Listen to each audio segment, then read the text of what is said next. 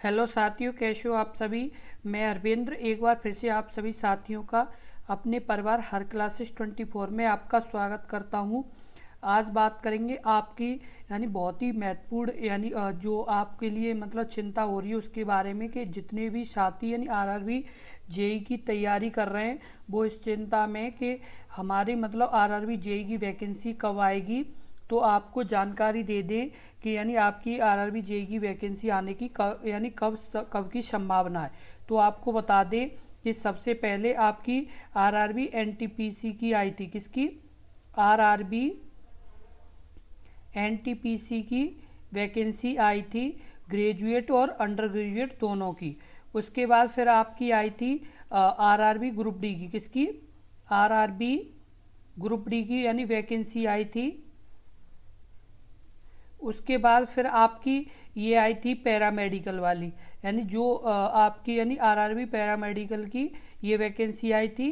अब आपकी RRB JE JEE की वैकेंसी आने वाली है। किसकी? आरआरबी जेई की वैकेंसी आने वाली है। तो अब आपका जल्दी इंतज़ार ख़त्म होने वाला है और आपकी वैकेंसी अब आने वाली है। इसलिए अपनी तैयारी बहुत ही अच्छे से करें और बहुत ही मन लगा के अपनी तैयारी में लगे रहें। और आपको इसी वीडियो में बताएंगे कि आपको किस तरह से अपनी तैयारी करनी चाहिए और आपके पास कितना समय है। आरआरबी जेई की वैकेंसी आने ही वाली हैं। तो आपको मतलब उतने समय में मतलब आपको अपनी तैयारी कैसे अच्छी करनी होगी और किस तरह से अपनी तैयारी करें जिससे एक अच्छा स्कोर अपने एग्ज़ाम में बना सकें। इसलिए इस वीडियो को पूरा एंड तक देखें। इसमें पूरी जानकारी मिलेगी आपको कि किस तरह से आपको अपनी तैयारी करनी है, कितनी क्या करना, ये सभी जानकारी इस वीडियो में आपको मिलेगी। इसलिए आप इस वीडियो को ध्यानपूर्वक से देखें और एंड तक ज़रूर देखें। अब जैसे इस वीडियो में बात करेंगे आपके ये तीन महत्वपूर्ण डाउट है उनके बारे में। सबसे पहला आपके दिमाग में एक डाउट चलता है कि फॉर्म कौन कौन आरआरबी जेई का जैसे भर सकते, जो नए मतलब स्टूडेंट होते हैं जो परीक्षार्थी, वो मतलब उन्हें जानकारी नहीं होती कि इसके लिए क्या क्या हमें मतलब डिग्री चाहिए और क्या क्या हमारे पास डिग्री होनी चाहिए, तब आरआरबी जेई का फॉर्म भर सकेंगे। उसके बाद आपके दिमाग में डाउट होगा कि उम्र में छूट मिलेगी या नहीं मिलेगी, ये सभी जानकारी, और कितनी छूट मिलेगी ये जानकारी आपको इस वीडियो में मिलेगी।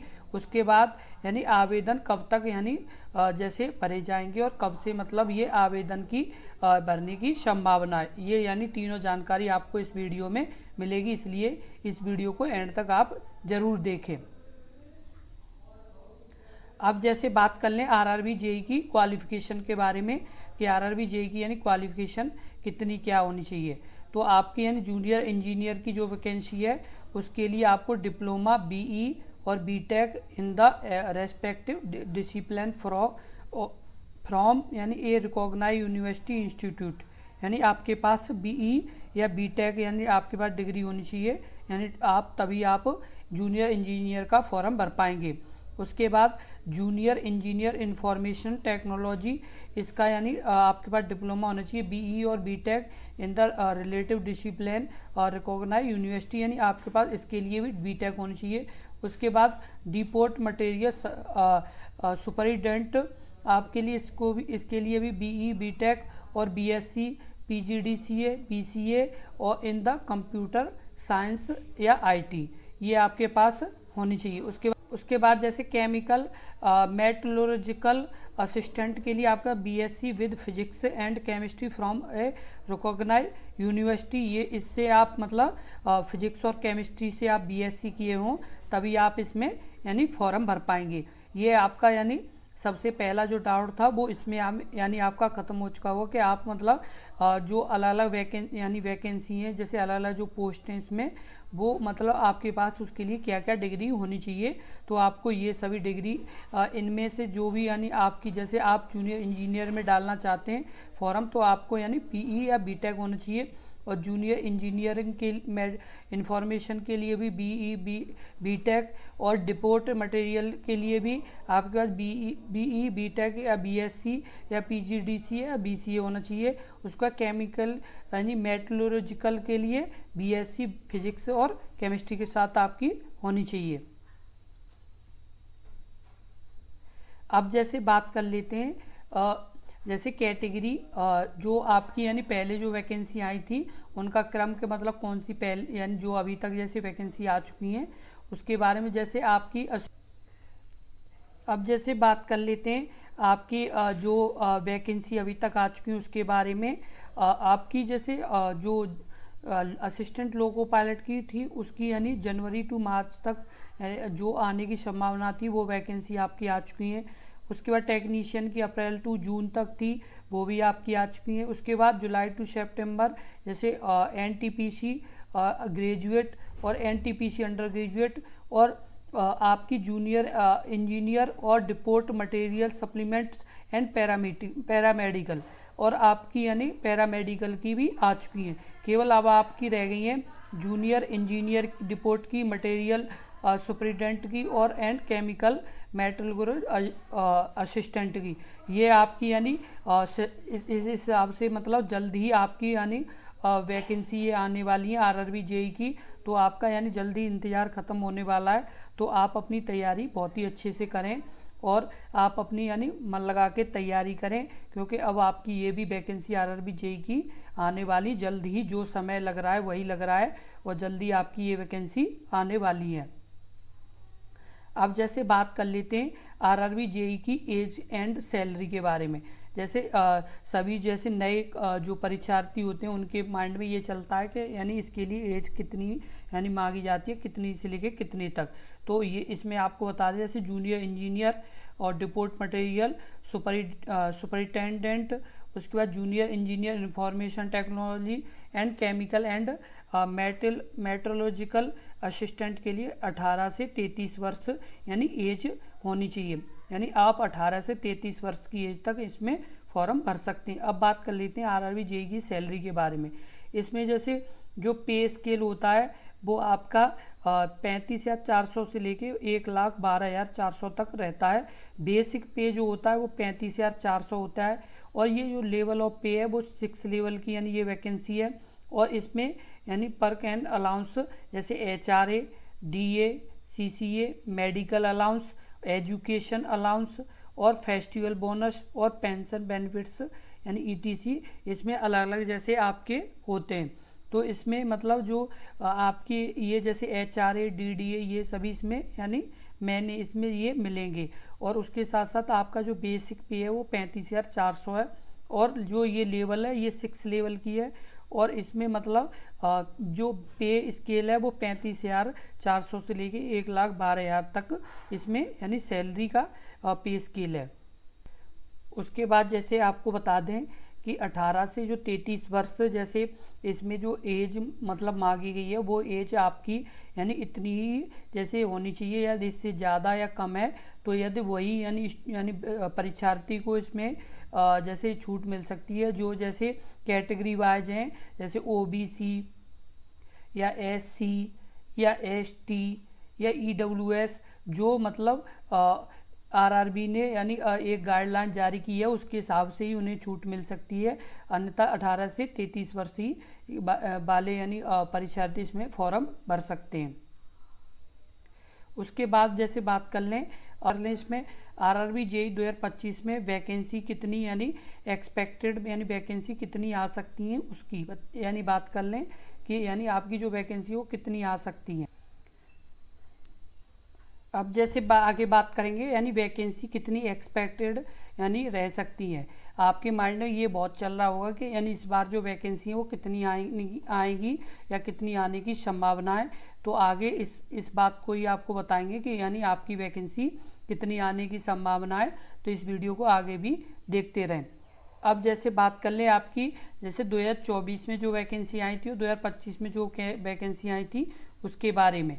जैसे आपकी जो 2024 में वैकेंसी आई थी ALP की तो वो थी आपकी 18,799 और आपकी टेक्नीशियन की आई थी 14,298 और अभी जैसे जो वैकेंसी एएलपी की आई है वो 9,970 हैं और टेक्नीशियन की 6,238 हैं।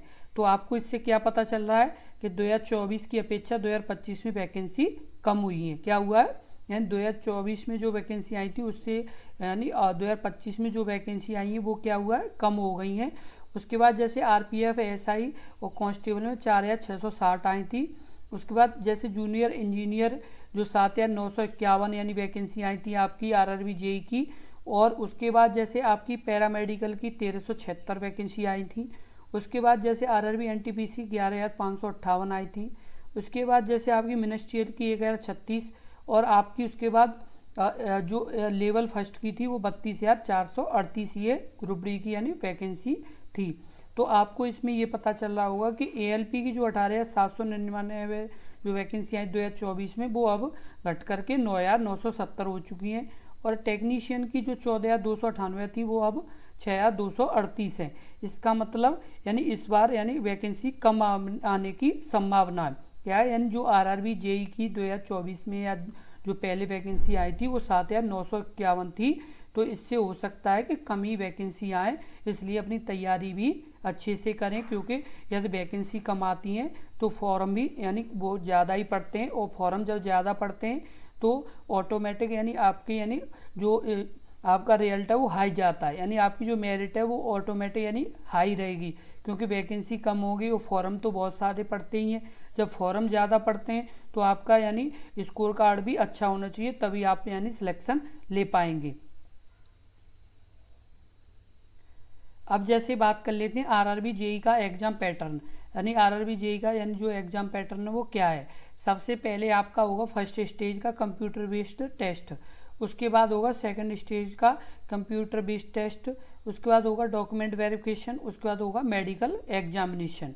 यानी आपका सबसे पहले क्या होगा, यानी फर्स्ट स्टेज का कंप्यूटर बेस्ड टेस्ट। यानी अभी आपको क्या करना है कि अपनी यानी CBT 1 है उसकी तैयारी में यानी अच्छे से लग जाना है और आपको अपनी तैयारी बहुत ही अच्छे से शुरू कर देनी है। और जब यदि आप अपनी तैयारी अच्छे से शुरू कर देंगे तो आपका यानी सिलेक्शन होना बहुत ही यानी ज़्यादा चांस बढ़ जाएंगे, क्योंकि यदि आप तैयारी अच्छे से करेंगे तो आपका सिलेक्शन यानी बहुत ही आराम से हो जाएगा। यदि आप तैयारी नहीं करेंगे तो आपका सिलेक्शन होना भी बहुत ही मुश्किल है, क्योंकि बिना तैयारी किए हुए एग्ज़ाम क्लियर करना नामुमकिन है। इसलिए तैयारी तो आपको करनी पड़ेगी। क्योंकि आपको बता दें जैसे अभी कोई यानी स्टूडेंट है वो जो 2 घंटे से 3 घंटे पढ़ रहे हैं, और कोई स्टूडेंट है जो 5 से 6 घंटे पढ़ रहे हैं, और एक स्टूडेंट है वो कम से कम 7 से यानी 8 घंटे पढ़ रहे हैं। तो नॉर्मल सी बात है जो 7 से 8 घंटे पढ़ रहे हैं वो यानी ज़्यादा समय दे रहे हैं, और 2 से 3 घंटे जो पढ़ रहे हैं वो कम समय दे रहे हैं। जो यानी 7 से 8 घंटे दे रहे हैं वो यानी ज़्यादा चीज़ें भी पढ़ पा रहे हैं और ज़्यादा यानी अपनी तैयारी भी कर पा रहे हैं। और आपको पता होगा यदि हम किसी चीज़ में ज़्यादा समय देंगे और अच्छे से देंगे तो हमें उसका यानी नॉलेज बढ़ेगी। यदि आप ज़्यादा समय देंगे और अच्छे से देंगे तो हो सकता है कि आपका स्कोर कार्ड बहुत ही अच्छा जाए। और यानी आप ये 2 से 3 घंटे ही समय दे रहे हैं तो आपका स्कोर कार्ड इतना अच्छा नहीं जा पाएगा, क्योंकि इतने समय में यानी एक स्टूडेंट है जो 7 से 8 घंटे दे रहे हैं, तो नॉर्मल सी बात है कि वो बहुत सी चीज़ें पढ़ रहे हैं और बहुत सी नॉलेज उन्हें लगातार बढ़ रही है। आपसे यानी 3 से 4 गुना यानी ज़्यादा समय दे रहे हैं, इसलिए उनकी तैयारी भी बहुत अच्छी हो जाएगी। और जो ज़्यादा समय देंगे उनका ही सिलेक्शन होगा, जो यानी कम समय देंगे उनका सिलेक्शन होना बहुत ही मुश्किल है। अब जैसे बात कर लेते हैं यानी CBT 1 का आपका पैटर्न क्या है, यानी किस में कितने प्रश्न पूछे जाएंगे। तो मैथमेटिक में 30 प्रश्न है। उसके बाद रीजनिंग में आपके 25 प्रश्न। उसके बाद यानी 15 आपके यानी सामान्य ज्ञान में, 30 आपके सामान्य विज्ञान में। टोटल आपके 100 नंबर यानी 100 क्वेश्चन होंगे और टाइम मिलेगा आपको 90 मिनट। कितना टाइम मिलेगा, 90 मिनट टाइम मिलेगा। और आपको बता दें कि अपने इसी यूट्यूब चैनल पर जो आपके यानी आरआरबी जेई की तैयारी भी कराई जाएगी, जो आपके अपने यूट्यूब चैनल हर क्लासेस यानी हर क्लासेस 24 पर अपने इस यूट्यूब चैनल पर यानी जिस पर आप ये वीडियो देख रहे हैं उस पर ही यानी आपके ये आरआरबी जेई की जैसे सामान्य विज्ञान, ये सभी यानी प्रश्नों की और इनके टॉपिकों की तैयारी लगातार आपको कराई जाएगी। इसलिए अपने इस यूट्यूब चैनल से लगातार जुड़े रहें। जितने भी यानी नए स्टूडेंट हैं चाहे पुराने, सभी अपने इस यूट्यूब चैनल से जुड़े रहें, क्योंकि 100% आपकी तैयारी सही और सटीक यानी कराई जा रही है और आगे लगातार कराई जाएगी। जब तक आपके यानी सिलेक्शन नहीं होगा तब तक आपके यानी साथ ही अपना यूट्यूब चैनल लगातार बना रहेगा। इसलिए आप अपना यानी अच्छे से समय दें और लगातार अपने इस यूट्यूब चैनल से लगातार जुड़े रहें, जिससे आपकी तैयारी बहुत ही अच्छे से हो। और आप अपना टाइम ज़रूर सेट करें, जितना ज़्यादा टाइम देंगे उतना ही अच्छा सिलेक्शन होने के चांस हैं, और यदि आप टाइम कम देंगे तो सिलेक्शन होना बहुत ही मुश्किल बात है। उसके बाद जैसे बता दें CBT 2 का यानी पैटर्न। CBT 2 में 15 यानी सामान्य जागरूकता, 15 यानी भौतिक और रसायन विज्ञान के, 10 आपके बेसिक कंप्यूटर, और उसके बाद आपका 10 आपका बेसिक इन्वायरमेंट एंड पॉल्यूशन यानी कंप्यूटर और अनुयोगों की बुनियादी बातें। उसके बाद आपके यानी कुल कितने होंगे यानी 100 प्रश्न होंगे आपके तकनीकी यानी योग्यता से संबंधित, जो आप मतलब जैसे जिस भी यानी पोस्ट में फॉर्म भरेंगे उस पोस्ट से संबंधित आपको यानी जानकारी होनी चाहिए, तभी यानी ये प्रश्न आपके 100 यानी पूछे जाएंगे। कुल यानी 150 प्रश्न होंगे और टाइम आपको मिलेगा 90 मिनट। कितना टाइम मिलेगा? 90 मिनट टाइम मिलेगा। तो आप यानी सही और सटीक जानकारी पढ़ें। और आपको बता दें कि अपने इस यूट्यूब चैनल यानी हर क्लासेस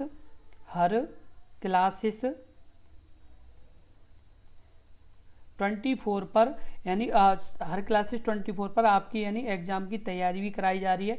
तो लगातार आप अपने इस यूट्यूब चैनल से जुड़े रहें, जिसमें आपके सामान्य ज्ञान के, सामान्य विज्ञान के सभी प्रश्न यानी लगातार यानी प्रैक्टिस सेट भी कराए जा रहे हैं और टॉपिक वाइज भी यानी पढ़ाया जाएगा। इसलिए आप अपने इस यूट्यूब चैनल हर क्लासेस 24 से लगातार जुड़े रहें और एक सही टाइम सेट कर लें, उसी टाइम को रोज़ाना फॉलो करते रहें। यदि आप टाइम को अच्छे से फॉलो करेंगे तो आपका सिलेक्शन बहुत आसानी से हो जाएगा, और यदि आप टाइम नहीं देंगे तो आपका सिलेक्शन होना बहुत ही मुश्किल है। कम से कम आपको यानी अभी से 7 से 8 घंटे टाइम देना पड़ेगा, कम से कम 7 से 8 घंटे, कितना 7 से 8 आवर्स यानी आपको टाइम देना पड़ेगा, तभी आप तैयारी अच्छे से कर पाएंगे। और यदि आप 7 से 8 आवर नहीं दे रहे, क्योंकि वैकेंसी इस बार कम आने की यानी चांस है, इसलिए तैयारी और ज़्यादा करनी पड़ेगी। पिछली साल की अपेक्षा इस साल यानी हो सकता है कि आपकी वैकेंसी कम आए, और फॉर्म तो उतने ही पड़ेंगे जितने पिछले साल पड़े थे, हो सकता है उससे ज़्यादा भी पड़ें। इसलिए आप अपनी तैयारी अभी से अच्छे से शुरू कर दें और इस वीडियो को ज़्यादा से ज़्यादा शेयर कर दें, जिससे और भी परीक्षार्थियों को इस यानी जानकारी के बारे में पता चल सके, जिससे वो भी अपनी तैयारी अच्छे से शुरू कर पाएँ। जो भी आपके रिलेटिव हैं या जो आपके दोस्त हैं उनको ज़रूर भेजें, जिससे उनका भी यानी अच्छा चांस बन सके सिलेक्शन लेने में। और एक बार अपनी इस वीडियो को लाइक ज़रूर कर दें। धन्यवाद।